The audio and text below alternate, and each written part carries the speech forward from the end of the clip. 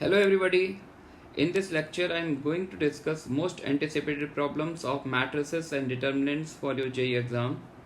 And in problem 1 we have to find out the maximum value of a third order determinant whose each entry is either 1 or minus 1. Okay. So we have to find out the maximum value of the determinant whose each entry is either 1 or minus 1. So consider the general determinant. Consider this determinant a1, a2, a3, b1, b2, b3, c1, c2, c3. And if we expand this determinant along the first column, then its expansion is a1 into b2 c3 minus b3 c2 minus a2 into b1 c3 minus b3 c1 plus a3 into b1 c2 minus b2 c1.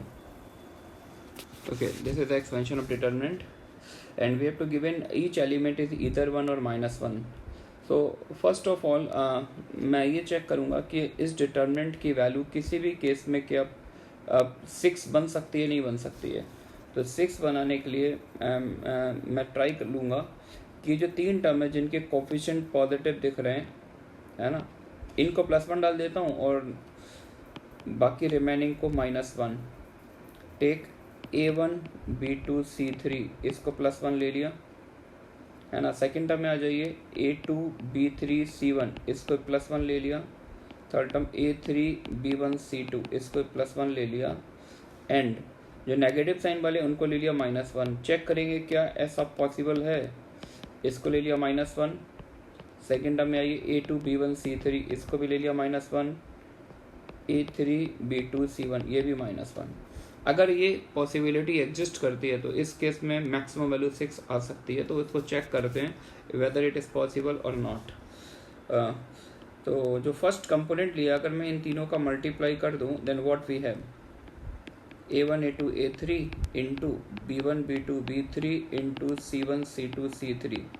इन सभी का product यहाँ से क्या आ रहा है बच्चों, +1.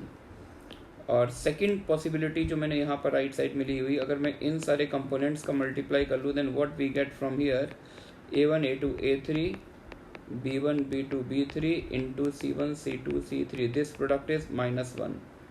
तो एक बात क्लियर हो गई कि ये दोनों पॉसिबिलिटी एक साथ एग्जिस्ट नहीं करती, कॉन्ट्रडिक्शन मिल रही है ना, कि दोनों कंपोनेंट एक साथ सेटिस्फाई नहीं करते हैं. तो इट मीन्स मैक्सिमम वैल्यू यहाँ पर 6 एग्जिस्ट नहीं करेगी. अब अगर 6 एग्जिस्ट नहीं करेगी तो ऑब्वियस सी बात है वैल्यू 5 तो नहीं आएगी, क्योंकि अगर हम किसी भी एक टर्म का साइन चेंज करेंगे तो वैल्यू 1 से नहीं 2 से डिक्रीज होगी, है ना. तो यहाँ से इतने वर्क के बाद अपन ये बात कर सकते हैं कि maximum value can not go beyond 4. Is that okay? Therefore we can write max value of determinant is less और इक्वल टू 4 है. तो मैक्सिमम वैल्यू 4 होगी, 4 से कम होगी. अब 4 के लिए ट्राई करते हैं. 4 के लिए बच्चों कैसे ट्राई करते हैं, इन दो वैल्यू को मैंने +1 ले लिया, इन दो वैल्यू को ले लिया -1, है ना. तो वैल्यू 4 बन जाएगी. बचे हुए दो कंपोनेंट को चेक करेंगे क्या ये इनको मेरे को किस तरह से सेट करना है जिससे मैक्सिमम वैल्यू 4 आ जाए, है ना. तो उनको लिख लेते हैं a1 b2 c3 is +1, a1 b2 c3 is +1, a2 b3 c1, a2 b3 c1 is +1, a1 b3 c2, a1 b3 c2 is -1, a2 b1 c3, a2 b1 c3 is -1. तो चलिए अब इन तीनों का प्रोडक्ट 1 दिया हुआ है ना. तो 3 नंबर्स का प्रोडक्ट 1 बनाना है, जबकि हर एक एलिमेंट है तो +1 या फिर -1. तो मैंने तीनों को 1 ले लिया, प्रोडक्ट 1 बन गया, है ना. A2B3C1, A2B3C1 ये भी प्रोडक्ट वन दिया हुआ है, तो A2 को वन ले लिया, B3 को वन ले लिया, C1 को वन ले लिया, ठीक है ना। ओके, अब देखिए जरा, ये दोनों हमने फुलफिल कर लिए। अब मैं इनकी बात करता हूँ, A1 B3 C2 -1, इन तीनों का प्रोडक्ट है -1, जबकि A1 हमने पहले ही 1 यूज़ कर लिया है और B3 भी 1 यूज़ कर लिया है, C2 बचा हुआ है। तो इस टर्म की बात करें तो A1 पहले से ही डिसाइडेड है, A1 मैं यूज़ कर चुका हूँ, B3 भी पहले से यूज़ कर चुका हूँ, तो C2 यहाँ से डिफाइंड हो गया। C2 क्या लेना पड़ेगा, -1, तो C2 को -1 ले लिया, ये ओके हो गया। अब फोर्थ कंपोनेंट देखिए, A2B1C3, A2 जिसमें डिसाइडेड है +1, B1 अभी तक यूज़ नहीं हुआ है, C3 यूज़ हो चुका है, C3 को भी मैंने 1 लिया है, तो it means B1 is what, -1, तो मैंने B1 को ले लिया है -1। सही है बच्चों। अब यार ये ब्लैंक स्पॉट बचा हुआ, इसको ब्लैंक स्पॉट ही रहने देते हैं, फिर डिसाइड करेंगे कि अगर वैल्यू 4 लानी है तो इसको मुझे +1 लेना है या -1। चलिए इसको एक्सपेंड कर देते हैं, expanding along the first column 1 into क्या बन जाएगा, 1 + 1 इंटू ये कैंसिल 1, और माइनस करेंगे तो मेरे को +1 बनाना है, तो मैं चाहूँगा इसको +1 ले लिया जाए। अगर मैं इसको +1 ले लेता हूँ तो फिर से ये +1, मैक्सिमम वैल्यू 4 आ गई। आगे मूव करते हैं, आगे कोई लॉस तो नहीं है। 1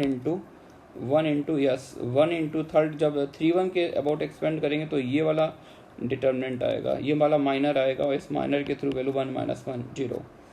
तो यहाँ से 2 + 2, देखिए इस चॉइस से मेरे को मैक्सिमम वैल्यू 4 मिल रही है। तो ये एक अप्रोच है कि आपको रैंडमली गेस नहीं करना है कि अगर डिटर्मिनेंट की मैक्सिमम वैल्यू 4 लानी तो किस तरह से सोचना है। तो मैंने पीछा भी देखिए ध्यान से, मैंने ये जो कंपोनेंट्स बनाए थे इनमें से 2 को +1 ले लिया, 2 को -1 ले लिया, और इन दोनों को छोड़ दिया। अब फिर आगे उन्हीं के अकॉर्डिंग इसमें डिटर्मिनेंट में एंट्री दे दी, इन चारों को सपोज करते हुए। फिर और वो भी मैंने 2 के थ्रू, पहले 2 पर टारगेट किया, इन 2 के थ्रू पहले डिफाइन कर लिया, फिर इन 2 को बची वैल्यू डाल दी। तो यहाँ से ये प्रोसेस बहुत ही आसान है, आप विदिन 30 सेकेंड ये सारा काम कर सकते हैं। ओके, तो what is the correct option for this question is maximum value is 4। Okay, now move to the next problem. In the next problem, we are given that BB is skew symmetric matrix of order 3 × 3 with real entries. Given I minus B and I plus B are non-singular matrices. If A equals to I plus B into I minus B inverse, then we have to find out the value of det of 2A. Det of 2A means determinant of 2A minus determinant of adjoint A. Okay, चलिए move करते हैं, solve करते हैं question को।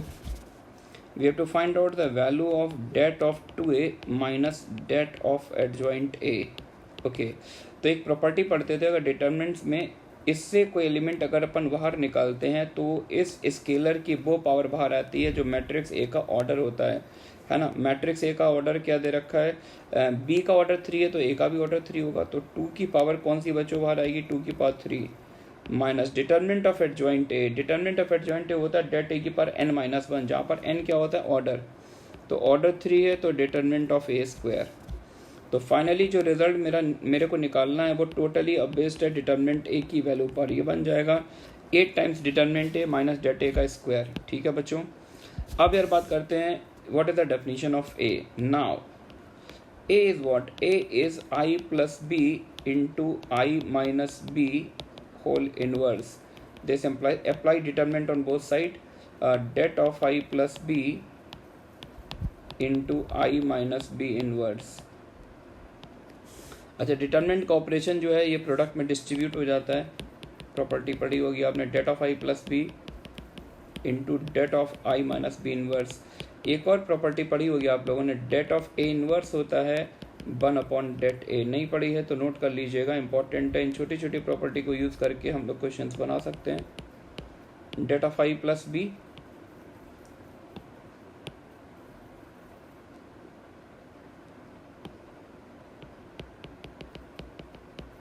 det of I plus B upon det of I minus B, है ना। अब देखिए यहाँ से हम डिटर्मिनेंट ए को कैसे निकालेंगे, तो फर्स्ट लाइन देखिए, B is what, B is a skew symmetric matrix.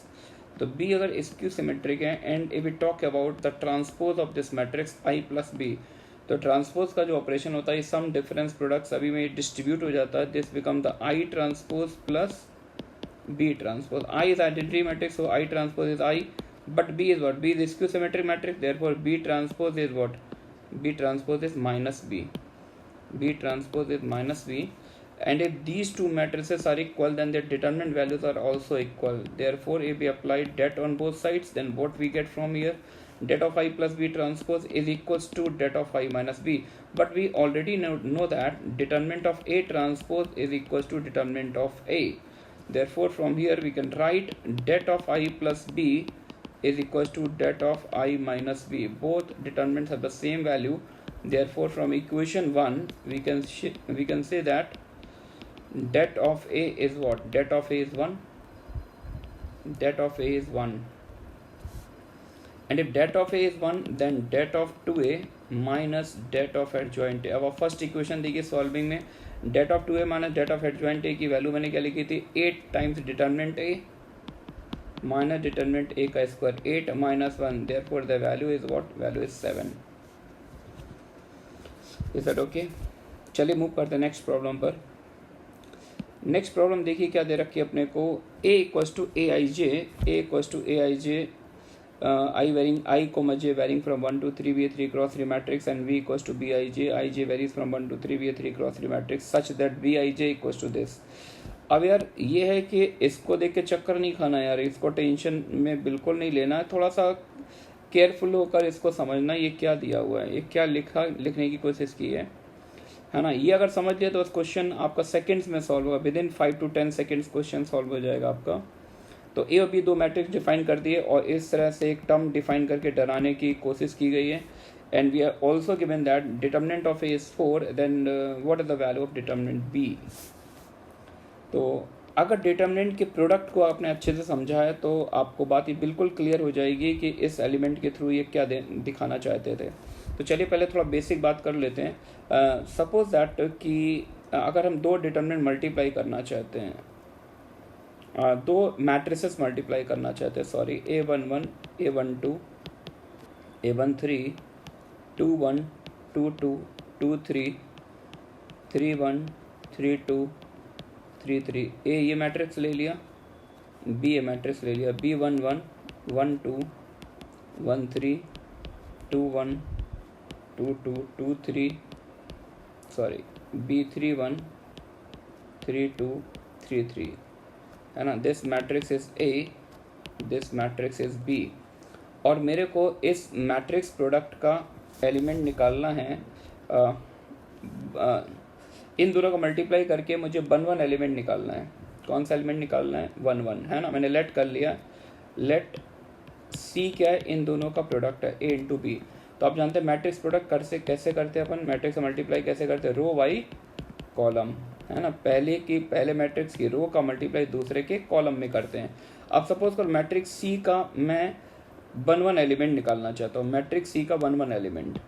तो इसको मैं C11 से डिनोट कर रहा हूँ, C11, स्मॉल C11. तो ये 1 1 एलिमेंट कैसे मिलेगा? फर्स्ट मैट्रिक्स की first row multiplied by first column, row by column. पहली रो का मल्टीप्लाई पहले कॉलम से करेंगे, आपको 1 1 एलिमेंट मिल जाएगा. I want to write this expression, A11 into B11 A12 B21 A13 into B31. कर लिया मल्टीप्लाई. अब जब आपने मल्टीप्लाई किया तो थोड़ा सा केयरफुली ऑब्जर्व कीजिए कि इस प्रोडक्ट की जो एक्सट्रीम डिजिट्स हैं, एक्सट्रीम मतलब बिगनिंग और एंड, वो वाली देखिए वो कांस्टेंट है 1 1. सेकंड टर्म में देखिए 1 1, थर्ड टर्म में देखिए 1 1. वेरिएशन सिर्फ इंटरमीडिएट स्क्रिप्ट में हो रहा है, वो वेरी करे कैसे? 1 1, यहाँ पर 2 2, यहाँ पर 3 3. तो इस पूरे सम को हम कॉम्पैक्ट फॉर्म में लिख सकते हैं बाय यूजिंग समेशन कन्वेंशन. कैसे लिख सकते हैं? What is the general term for this summation? I can write a I K, एक डमी इंडेक्स यूज कर लिया, A1 के VK1 where K varying from 1 to 3. अब आप एक बार K को 1 डालेंगे, देखिए फर्स्ट टर्म मिलेगा, K को 2 पुट करेंगे, सेकंड टर्म मिल जाएगा, K को 3 डालेंगे, थर्ड टर्म मिल जाएगा. तो इस सम को, इस प्रोडक्ट को मैंने कुछ इस तरह से लिख दिया. तो यहाँ से आपको उल्टा आइडेंटिफाई करना है कि ये क्वेश्चन में क्या है. क्वेश्चन देखिए आपको ये टर्म दिया हुआ है AI के इंटू AJ, है ना. तो यहाँ पर जो डमी इंडेक्स K है वो का कैसे आ रही है? एक में पोस्ट पोजीशन में आ रही है, दूसरे में प्री पोजीशन पर आ रही है। आ रही बात समझ में?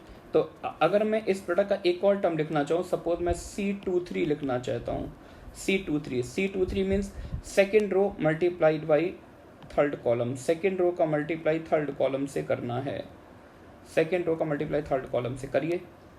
A21 into B13, A22 into B23 into A23 plus A23 into B33 कर दिया गया।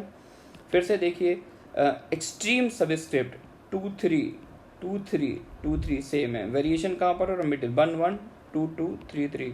तो इस पूरी पिक्चर को अगर हम समेशन कन्वेंशन यूज करें, then I can write it as A2K BK3। देखिए एक्सट्रीम स्क्रिप्ट वही है 2 3 जो इसका टर्म निकालना था, बाकी वेरिएशन कहाँ पर हो रहा है, इंटरमीडिएट स्क्रिप्ट के 1 से 3 तक वेरी करेगा। के को 1 डालेंगे पहला टर्म मिलेगा, 2 डालेंगे सेकंड टर्म मिलेगा, 3 डालेंगे थर्ड टर्म मिल जाएगा। एग्री करते हैं क्या? ठीक है। तो यहाँ पर आप देखिए कि जैसे A2 जब मैं निकाल रहा हूँ, A2 मतलब जब पहली स्क्रिप्ट कांस्टेंट है, दूसरी में वेरिएशन हो रहा है, यानी हम पहले मैट्रिक्स की सेकंड रो में ट्रैवल कर रहे हैं। BK3 यहाँ पर सेकंड स्क्रिप्ट कांस्टेंट है और पहली स्क्रिप्ट वेरी कर रही है। अगर पहली स्क्रिप्ट वेरी कर रही है तो इसका मतलब उस मैट्रिक्स से कॉलम में मूव कर रहे हैं। तो पहला मैट्रिक्स जो A है उसकी सेकंड रो का मल्टीप्लाई सेकंड मैट्रिक्स B के थर्ड कॉलम से हो रहा है, रो बाई कॉलम। अब जरा आप ये वाला सीन देखिए जो क्वेश्चन में गिवन था, यहाँ पर जो आपको गिवन है AIJ, देखिए ये वाली स्क्रिप्ट कांस्टेंट है और ये वाली वेरी कर रही है ना। तो अब यार ये एक्चुअली क्या दिया, ये तो दो मैट्रिक्स है, इस तरह से प्रोडक्ट नहीं दिया हुआ है। तो मैं एक केस और कंसिडर करता हूँ, वहाँ से आपको परफेक्ट फील आ जाएगी। Suppose that okay, there is a lack of space, so I want to tell you if we find this product A11 A12 A13 A21 22 23 31 32 33 multiplied by B transpose is what B11 12 13 है ना। बाकी के दो column मैं नहीं लिख रहा हूँ due to lack of space. अब मैं कहता हूँ यार यहाँ से ये A मैट्रिक्स है और ये B ट्रांसपोज है, ए बी ट्रांसपोज का मुझे 1 1 एलिमेंट बताइए। 1 1 एलिमेंट सपोज करो, उस 1 1 एलिमेंट को मैं D11 बोल रहा हूँ, तो पहली रो का मल्टीप्लाई आप पहले कॉलम से करेंगे डेफिनेटली, उसको करके दिखाइए, लिख कर दिखाइए। तो यहाँ पर लिख रहा हूँ D11 इज वॉट, पहली रो पहला column A11 B11 A12 B12 A13 B13। अब वेरिएशन देखिए जरा, कौन सी स्क्रिप्ट कांस्टेंट है वो ऑब्जर्व करना है आपको। कौन से स्क्रिप्ट कांस्टेंट है, मेरे ख्याल से इसका फर्स्ट और इसका सेकंड 1 1 1 1 1 1। वेरिएशन किस में हो रहा है, देखिए ये वेरी कर रही हैं, इसका सेकंड और इसका सेकंड, दोनों का सेकंड स्क्रिप्ट वेरी कर रहा है 1 1 2 2 3 3। आ रही बात समझ में? और ये सब बिल्कुल एग्जैक्टली वैसे ही लिखा हुआ जैसा ये क्वेश्चन में दिया हो। तो इसको अगर समेशन कन्वेंशन से लिखना हो तो मैं इसको ऐसे लिखूंगा A1K इंटू B1K। चेक कर लीजिए आप, K को 1 डालेंगे तो देखिए फर्स्ट टर्म आएगा, सेकंड 2 डालेंगे सेकंड टर्म आएगा, 3 डालेंगे थर्ड टर्म आएगा। तो एक्चुअली आपको जो टर्म लिख कर दिया वो कुछ इस वैरायटी का टर्म है जिसमें सेकंड स्क्रिप्ट वेरी कर रहे हैं, दोनों की सेकंड स्क्रिप्ट। तो फाइनली ओवरऑल इस डिस्कशन से एक बात ये समझ में आई, इतना वर्क हमने इसलिए किया क्योंकि मैंने आपको मैट्रिक्स प्रोडक्ट नहीं पढ़ाया है। तो मैट्रिक्स प्रोडक्ट जिसने पढ़ा होता है तो अब तक हम इस तरह के 5 क्वेश्चन सॉल्व कर चुके होते, तो मैंने पूरी फील दी है। अगर इन केस आपने मैट्रिक्स प्रोडक्ट नहीं पढ़ा है तो इस डेफिनेशन से ये तो क्लियर हो गया कि मैट्रिक्स बी की डिज़ाइन कुछ इस तरह से की गई है, ए इंटू ए ट्रांसपोज, ए का ए ट्रांसपोज से मल्टीप्लाई किया गया है। और छोटा सा क्वेश्चन था डेट बी निकालना था, तो det B equal to det of A into det of A transpose. और आप जानते हैं डेट ए और डेट ए ट्रांसपोज दोनों सेम होता है, this become the det A square and det A square becomes what 16 because det A is 4। तो केवल और केवल हाफ लाइन का क्वेश्चन था, टाइम सिर्फ इसलिए लगा कि थोड़ा सा थ्योरी मैंने आपको बता दी। यहाँ पर मूव करते हैं नेक्स्ट क्वेश्चन पर। Number of all possible symmetric matrices of order 3 cross 3 with each entry is either 0 or 1 and whose trace equals to 1। थोड़ा PNC इन्वॉल्व है इस क्वेश्चन में। तो आपको एक 3 क्रॉस 3 ऑर्डर का सिमेट्रिक मैट्रिक्स बनाना है। ओके, सिमेट्रिक मैट्रिक्स आप जानते हैं लीडिंग डायगोनल जो होता है मिरर इमेज, मिरर का काम करता है। और डायगोनल के नीचे के एलिमेंट ऊपर वाले एलिमेंट की मिरर इमेज होते हैं, या फिर आप ये भी बोल सकते हैं कि ऊपर वाले नीचे की मिरर इमेज होते हैं, कुछ भी बोल सकते हैं, नो प्रॉब्लम। अच्छा, इस मैट्रिक्स का ट्रेस 1 है, trace means sum of diagonal element. तो यार इन तीनों स्पॉट्स पर जो एलिमेंट्स आएंगे, इन तीनों स्पॉट्स पर जो एलिमेंट है उनका सम 1 होगा। तो डायगोनल एलिमेंट्स की बात करें, देन देयर आर 3 पॉसिबिलिटी, इधर 1 0 0 और यू कैन यूज 0 1 0 और यू कैन यूज 0 0 1। तो यानी डायगोनल वाली चेयर्स को हम लोग 3 मैनर से फिल कर सकते हैं, ठीक है ना। तो इसके तो 3 मैनर्स हो गए। अच्छा, अगर मैट्रिक्स सिमेट्रिक बनाना है बच्चों तो अरेंजमेंट सिर्फ एक साइड काउंट होती है, तो डायगोनल के ऊपर काउंट होगी या फिर डायगोनल के नीचे, डिपेंड करता है कि आप किधर काउंट करना चाहते हैं। तो मैं तो डायगोनल के ऊपर काउंट करना चाहता हूँ। डायगोनल के मैंने ऊपर 3 चेयर्स लगा दी हैं और इन चेयर्स को मैं चाहूँगा कि एक नए कलर से बनाया जाए, थोड़ा फील आए। ये डायगोनल के ऊपर की 3 चेयर्स हैं, है ना। अब यार इस चेयर को अपन कितने मैनर से फिल कर सकते हैं, 2 मैनर से। 0 भी यूज़ कर सकते हैं, 1 भी यूज़ कर सकते हैं। इस चेयर को भी 2 मैनर से, इधर 0 1। इस चेयर को भी फिल करने के 2 मैनर्स, इधर 0 1। और डायगोनल के नीचे वाली जो अरेंजमेंट रहेगी, ये तीनों अरेंजमेंट फिक्स रहेगी, क्योंकि ये एलिमेंट वही आएंगे जो डायगोनल के ऊपर आपने लिए हैं। जैसा पीएनसी हम लोग पैलिंड्रोम वाले क्वेश्चंस करते थे, ठीक है ना। ये अरेंजमेंट फिक्स रहेगी। Therefore number of matrices, number of